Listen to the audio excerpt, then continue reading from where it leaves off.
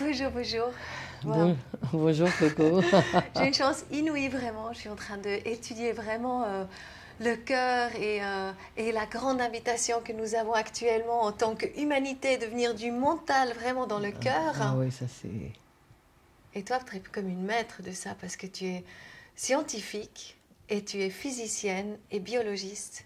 Et tu as pu prouver ça aussi avec la matière. Des fois, tu fais des conférences aussi avec Philippe Guimont, autrement, qu'on connaît bien.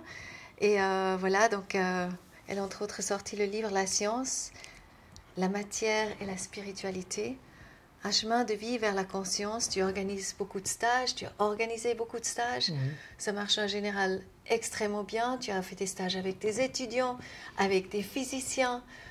10 jours de stage où les gens expérimentent vraiment à fond le cœur. Et tu étais à... L'école nationale au CNRS à Oléron. Voilà. Alors c'est une université sur la microscopie électronique et les apports de la microscopie électronique pour la compréhension de la matière dans l'infiniment petit pour expliquer les propriétés de l'infiniment grand. Voilà, c'est ça le thème. Juste ça. Juste ça, en utilisant plein de techniques de physique et pour comprendre ces outils qui sont très riches pour comprendre vraiment les propriétés intimes de la matière, des atomes entre eux dans la matière, et pour comprendre leur interaction qui va agir sur les propriétés. C'est d'une richesse inouïe. On vient de faire une magnifique balade à travers la forêt. On a rencontré les grands arbres, entre autres, qui t'inspirent beaucoup aussi. Ah oui, Raconte j'adore. peut-être, quelle est ta relation avec les grands arbres? Ah ben moi j'adore, je vais tous les jours me promener et puis j'ai un arbre particulier, un cèdre. Alors c'est marrant parce que là où j'habite, ça s'appelle la résidence Le Cèdre. Et là, dans la forêt où je t'ai emmené, il y a un grand cèdre. C'est l'arbre maître qui s'érige au-delà de tous les autres arbres. Et la première fois que je me suis approchée, je me suis dit, j'allais le rencontrer, lui. Et j'ai senti une énergie, mais une énergie incroyable. Et moi, j'étais fatiguée. Et mon énergie, elle est remontée, mais alors...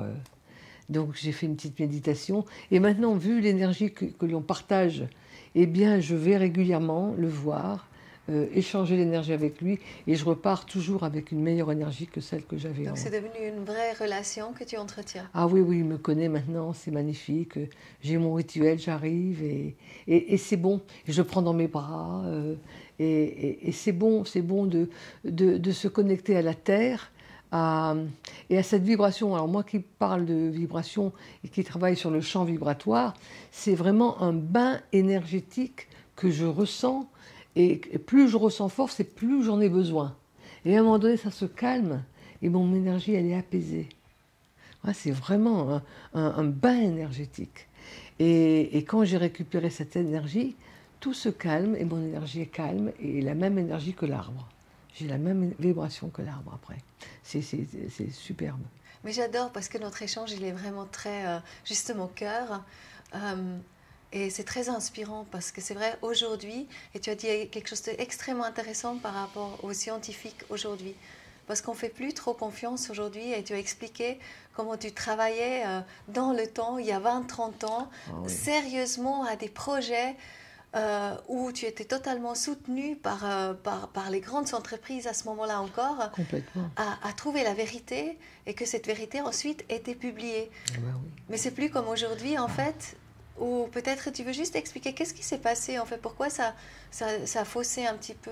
Oh ben moi, quand je suis rentrée au CNRS, c'était l'époque où on n'avait pas assez d'argent dans les laboratoires et on avait obligatoirement des contrats avec l'industrie. Mais c'était magnifique parce que c'était des contrats dans lesquels ils nous aidaient financièrement, mais nous, on les aidait scientifiquement. Et on allait chercher, on répondait à leurs questionnements, mais en faisant notre recherche à nous. Ils ne nous imposaient rien, rien. Nous, on trouvait et on imposait ce qu'on trouvait. Aujourd'hui, depuis plusieurs années, malheureusement, eh bien, la recherche étant plus focalisée sur des directions, des domaines, ce qui est rentable ou qui rapporte. Moi, j'ai quitté ce monde de la recherche qui se fait comme ça et que je suis heureuse de ne plus faire partie. Je suis à la retraite maintenant, mais j'ai toujours été responsable de ce que je faisais.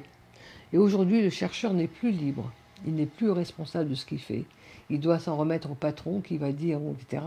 Il va s'en remettre aux médias qui vont le... Et si le résultat ne correspond pas à ce qu'on attend quelque part, ben on ne le publie simplement pas. Et moi, je ne publie pas les choses pour lesquelles je ne suis pas en accord. Il m'est arrivé de faire des expériences au microscope pour des biologistes et les résultats que j'avais ne corroboraient pas avec ce qu'eux attendaient. Et moi, je leur dis, c'est ça que j'observe. Donc, ils sont allés demander à d'autres personnes pour faire les images. Et pour moi, ça manque d'intégrité. Oui, c'est vrai. Si tu mènes le projet, ben, tu vas jusqu'au bout, on est bien ça manque d'intégrité. À partir de ce moment-là, j'ai arrêté de faire des expériences, des imageries au microscope pour des gens comme ça. J'ai arrêté. Non. Moi, soit on fait confiance à ce qu'on fait de façon intègre, soit si on veut avoir les résultats d'abord et prouver avec une image, ça ne m'intéresse pas. En tout cas, j'adore. En tout cas, ça nous donne vraiment confiance en les scientifiques, hein, comme toi, comme Mais Philippe, oui, justement, parce que vous êtes totalement intègre, vous apportez votre savoir et surtout votre intégrité, votre cœur en amont, et vous prouvez des choses extraordinaires. Toi, tu as aussi, parce que tu es aussi spécialiste de l'infiniment petit, donc tu as décortiqué les cellules. J'ai décortiqué la structure de la matière dans les matériaux d'abord, qui m'a aidé d'une façon merveilleuse, comprendre pourquoi les matériaux, eh bien, ils sont utilisés par exemple pour les téléphones, c'est des matériaux intelligents, et c'est pas intelligent comme ça, c'est parce qu'on a introduit des défauts particuliers qui ont donné des propriétés particulières et qui sont devenus intelligents. Et donc, en fin de compte, j'ai travaillé dans cette intelligence des matériaux, mais comprendre à partir de la structure elle-même. Et après, dans le vivant. Alors là, le vivant, ça a été magnifique parce que j'ai découvert les cellules et j'ai découvert que dans les cellules, à chaque fois, c'est le chaos, l'ordre, désordre, construction, déconstruction. Et cet ordre, désordre constant, dans une dynamique constante, c'est elle qui permet de faire du nouveau. Si on veut faire du nouveau, il faut déconstruire ce qui a été construit. Et la cellule, si elle ne le faisait pas, on serait mort. C'est pas compliqué, on serait mort. On ne peut pas rester figé. On ne peut pas rester figé. Exactement. Donc moi, j'ai appris énormément de la compréhension de la vie. Et le chaos qu'il y a dans les cellules, c'est le même chaos primordial au démarrage de l'univers. Et c'est grâce à ce chaos que tout un ordre apparaît. Donc, faut pas avoir peur du chaos. Il faut simplement comprendre que s'il y a le chaos, c'est pour mettre un niveau supérieur d'organisation, de structure et de conscience.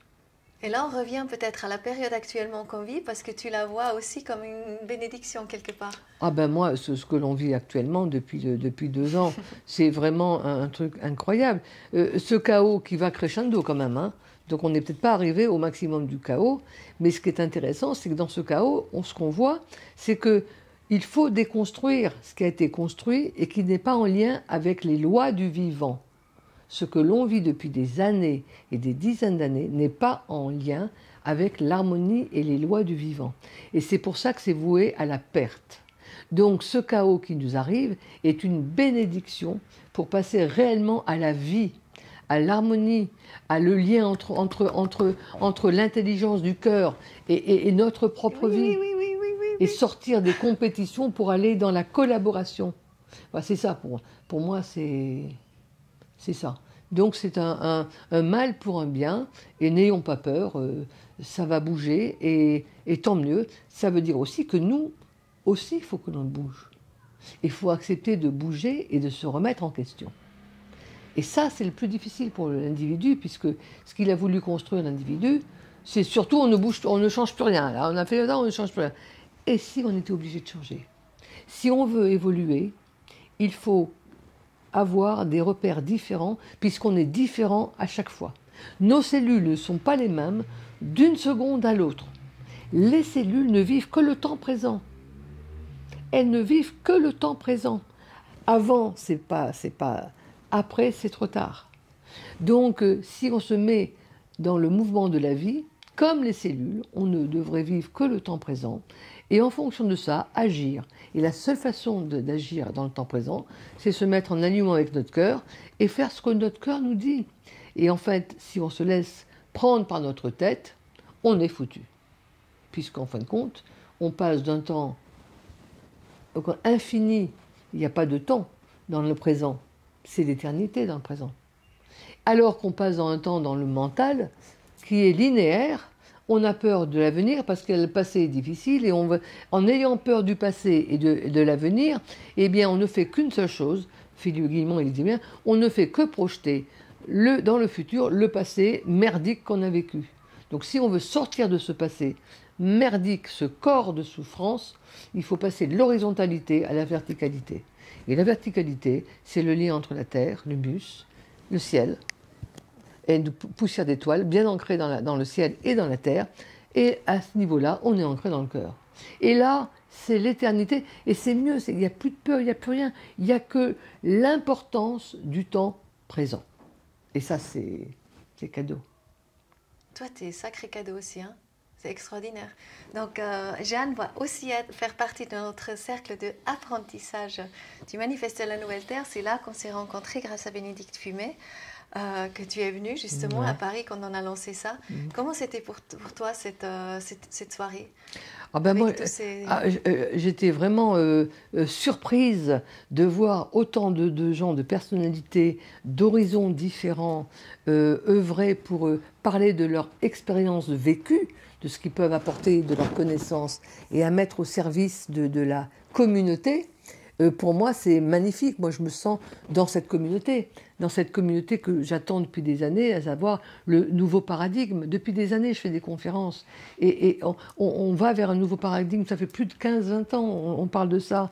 Et là, on est de plus en plus proche. Et en fait, on va passer dans l'action de l'individu, respect, et la communauté. Oui. Et on va faire comme les cellules.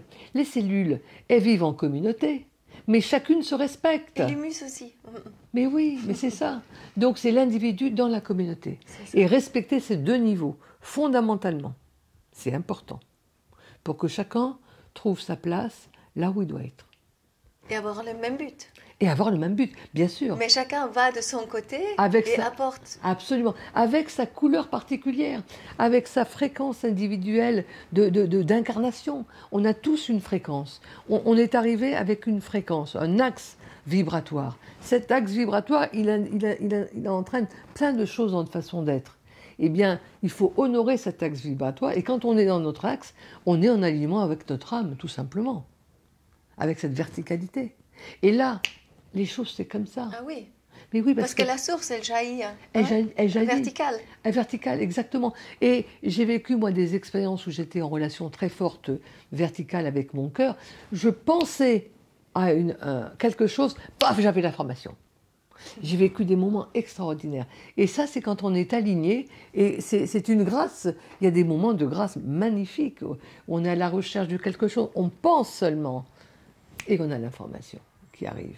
Par un tel, etc. Et donc en fait, je trouve que l'univers est à notre disposition, tout est là-dedans, tout est à notre niveau, il faut simplement savoir écouter. Écouter et observer. Magnifique. Et je trouve intéressant pour moi personnellement, parce que pour moi c'est quand même la culture française, pour moi c'est un petit peu nouveau. Et je vois, parce qu'on est toujours impressionnés, les Français, combien ils savent parler. Et ils ont des magnifiques langages, ils connaissent énormément de choses. Mais j'ai l'impression aussi que le changement de paradigme, c'est justement, il ne s'agit pas de parler, mais il s'agit de justement écouter, rentrer en relation avec le vis-à-vis, et là, rentrer après dans le cœur. Et le changement de paradigme, c'est du mental au cœur. Absolument, mais absolument d'accord. Et ça, c'est la grande invitation aussi pour la France. Et ce qui me réjouit beaucoup dans la France, c'est de voir, par exemple, Christina von der Leyen, combien elle est appréciée. Elle vient que du cœur. Oui. Et quelque part, c'est presque pas, pour quelqu'un de rationnel, c'est encore pas compréhensible. Moi, je vois combien les gens sont enthousiastes d'entendre un discours pur comme ça.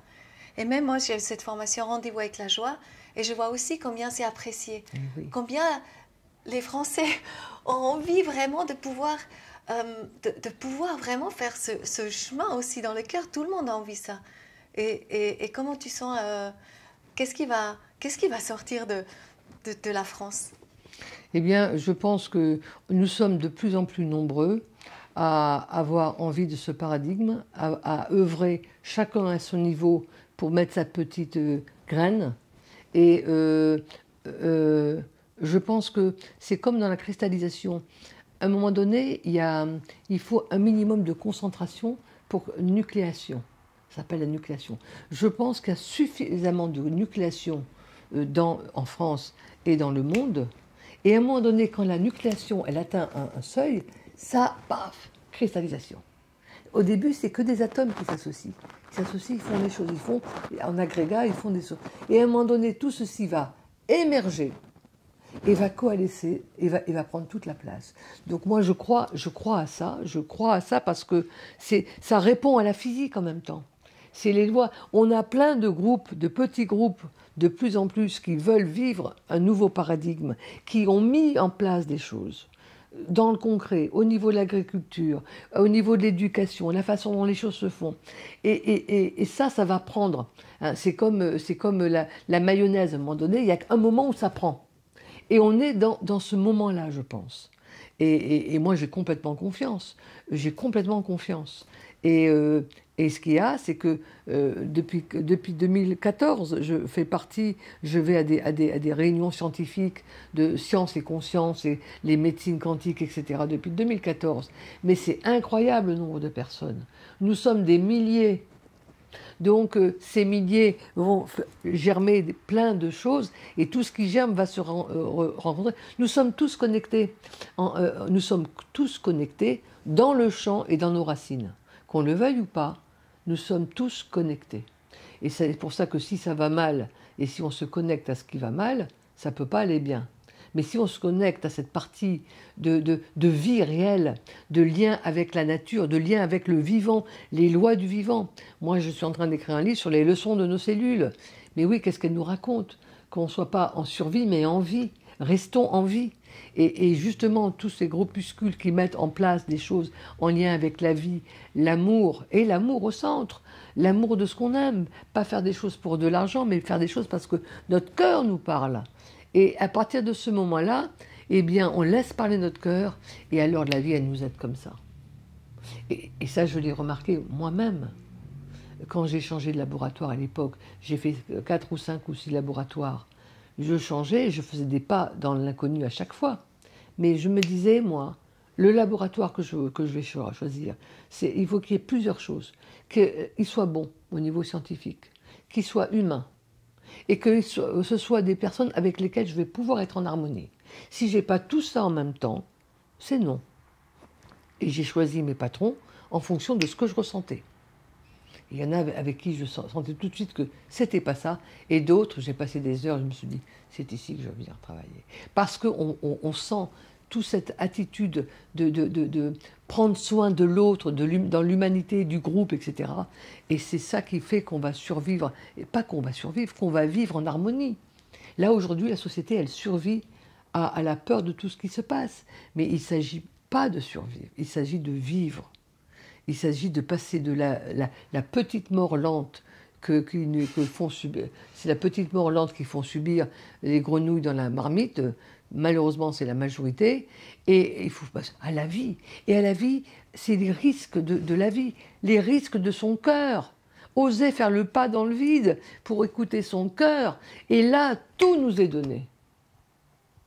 On va juste faire une petite boucle en arrière parce que je pense que c'est intéressant. Tu as eu la polyarthrite quand même. Oui. Et c'est quand même là que ça a commencé. Oui. Est-ce que tu veux juste résumer en gros, qu'est-ce que tu as découvert à ce moment-là? Eh bien, quand j'ai eu la polyarthrite, j'avais 27 ans. C'est arrivé juste avant la mort de mon père. Et mon corps avait pressenti tout ça et m'a paralysée. J'étais paralysée par la peur de perdre mon père, qui allait se faire opérer. Donc j'ai compris tout ça après, bien sûr. Et donc pendant 10 ans, j'ai eu la polyarthrite et j'ai eu la chance d'être scientifique, d'étudier la matière, d'étudier les défauts de la matière. Et comme les défauts de la matière donnent des propriétés particulières, à l'époque, je me suis dit, qu'est-ce que j'ai mis en place? Qu'est-ce qui fait qu'on passe de la santé à la maladie? Et qu'est-ce que la maladie veut dire? C'est quoi ça, la maladie? Et donc, je me suis mise à m'étudier et à m'observer comme un objet que j'observais au microscope, dans tous mes états. Et je me suis mis à m'observer. Je me suis mise à faire un travail sur moi. Et je me suis dit surtout que, comme les problèmes que j'avais passaient d'un endroit à un autre, je me suis dit, les symptômes paralysants, la main, le genou, le cou, enfin, je me suis dit, si ça se déplace, le symptôme n'est rien. Où est la source? Moi, ce que je voulais, c'est aller à la source. Qu'est-ce qui a fait que j'ai mis en place ce programme pour exister? Parce que quelque part, c'est pour exister autrement et qu'on s'occupe de soi et tout ça. Hein. Il y a un bénéfice secondaire à être malade. Hein. Si on ne s'occupe pas de nous quand on est en bonne santé, eh bien quand on est malade, on peut s'occuper de nous. Donc c'est une façon de nous faire prendre en charge alors qu'il faut prendre en charge soi-même. Moi, à l'époque, c'était les mains. C'est comme si j'avais du mal à prendre en charge pour moi. Ah ben oui, j'avais du mal. Pour les autres, sans problème. Mais pour moi. Donc, au bout de 10 ans, je suis rentrée dans tout ça. J'ai fait des formations pour comprendre mon comportement à travers le comportement humain. Et je suis devenue maintenant thérapeute, puisque à force d'étudier pour comprendre comment je fonctionne, qu'est-ce qui a fait, je suis rentrée dans les profondeurs de moi-même, dans la souffrance de moi-même.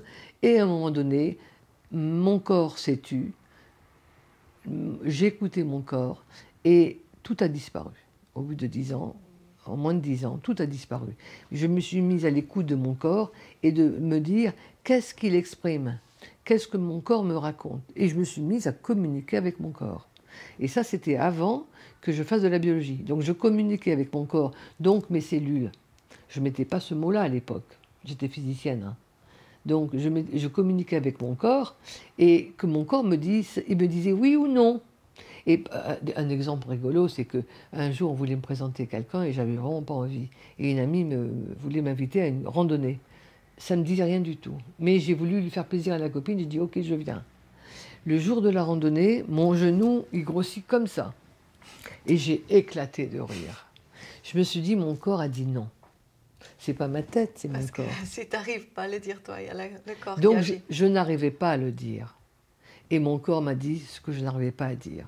À partir de ce moment-là, je me suis dit, Jeanne, si tu ne veux pas faire quelque chose, n'attends pas que ton corps te le dise. Alors, je sais très bien qu'il m'a dit tellement de choses. Je peux en raconter plein. Mais voilà. Donc, le corps ne ment pas. J'ai compris que le corps ne mentait pas. Et que la somatisation a été vraiment un cadeau pour moi de comprendre l'expression de mon corps et de me comprendre intérieurement dans mes défauts de comportement par rapport à moi-même. Les autres, il n'y a pas de problème, mais par rapport à moi-même. Après, ce qui était très intéressant aussi, après la physique, tu as étudié aussi la biologie. Ah ben oui. Et tu as passé un cap, parce que quelque part, souvent, les spécialistes sont spécialistes sur un domaine, mais il leur manque des fois avoir la vision, justement, encore un peu plus loin. Hein? Eh bien oui, j'ai eu au bout d'un temps, au bout de 30 ans de physique, je me suis dit, il faut que j'aille comprendre le vivant. Et en fin de compte, j'avais fait le tour de la question avec les gens physiciens avec qui je travaillais, qui étaient gentils mais fermés. La physique quantique se limitait aux matériaux de propriété mécanique, supraconductivité. J'ai travaillé sur la supraconductivité.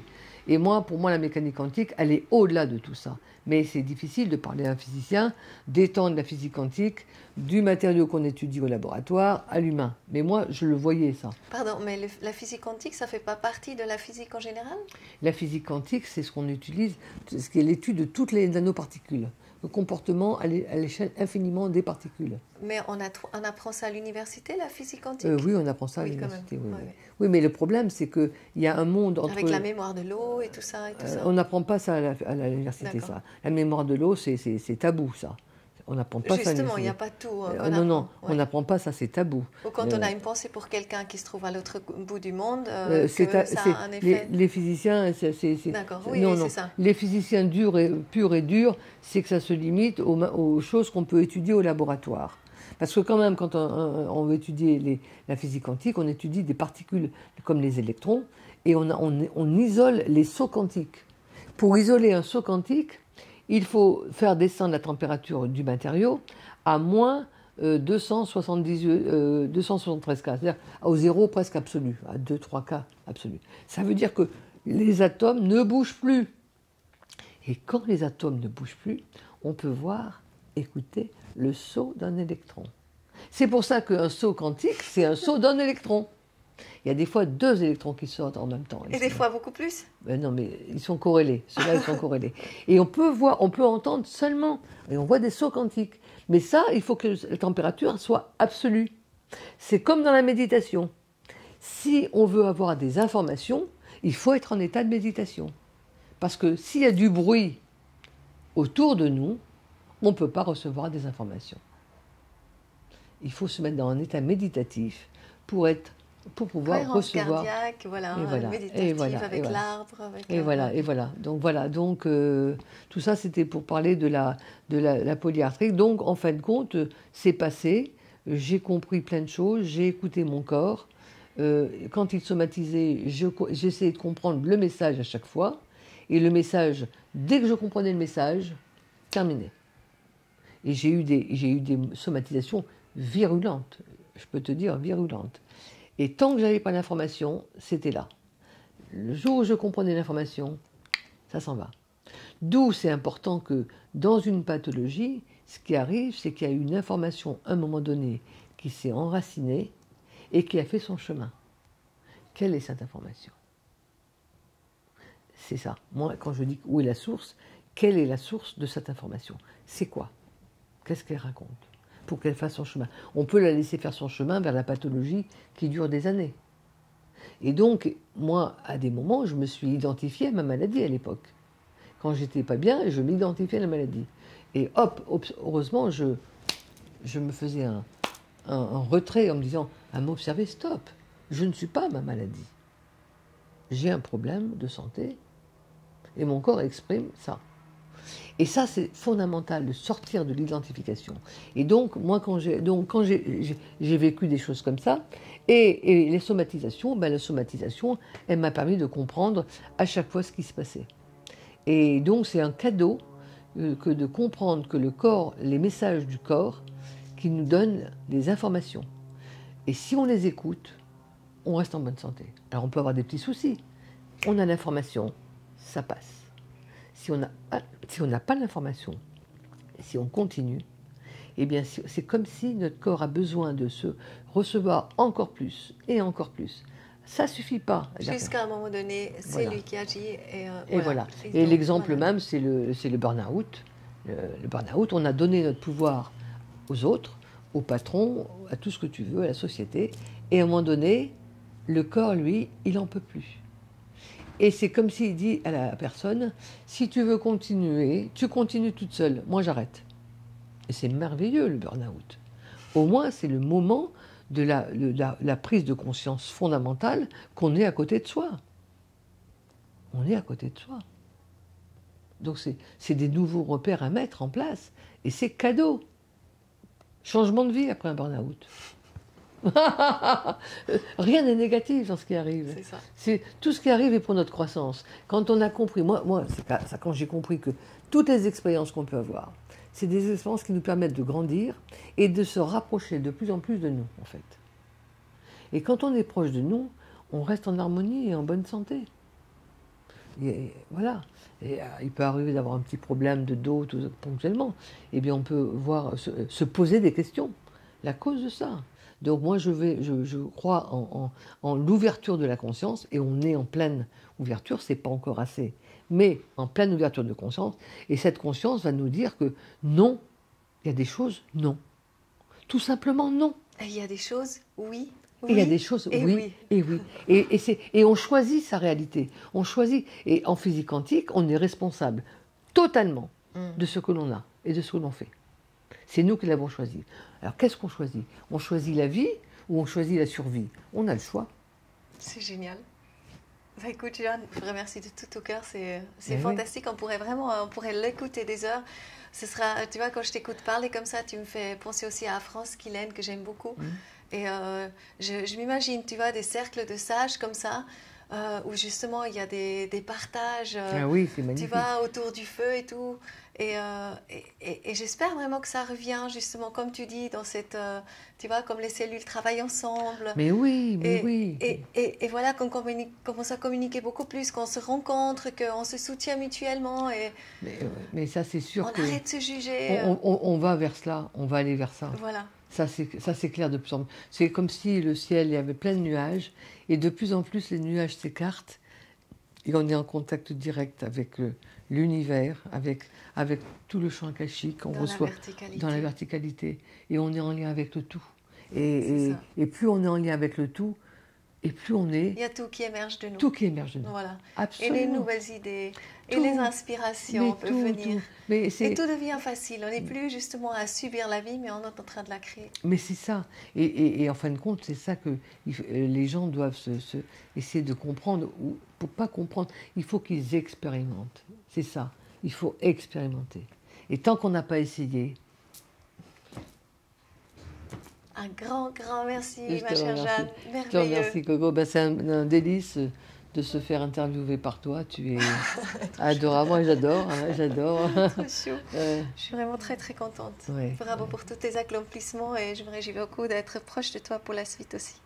Eh bien, avec un grand plaisir. C'est réciproque. Merci.